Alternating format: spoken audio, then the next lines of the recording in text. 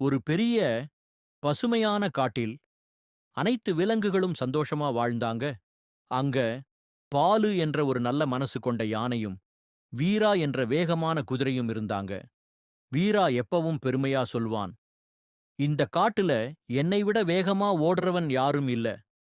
பாலு சிரிச்சு மெதுவா சொல்வான், வேகம் மட்டும் போதாது நண்பா, அமைதியும் சக்தியும் வேணும். ஒரு நாள் காட்டில பெரிய போட்டி அறிவிச்சாங்க. ஆற்றை கடந்து மலை ஏறி மருந்து செடியை எடுத்துட்டு வரணும். வீரா காத்திருக்கல.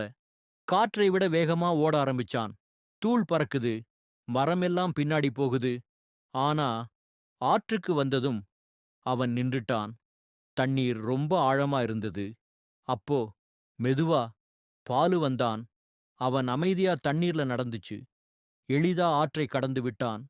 பின்னாடி நின்ன வீராவை பார்த்து சொன்னான், நண்பா, என் முதுகுல ஏறு, சேர்ந்து போலாம்.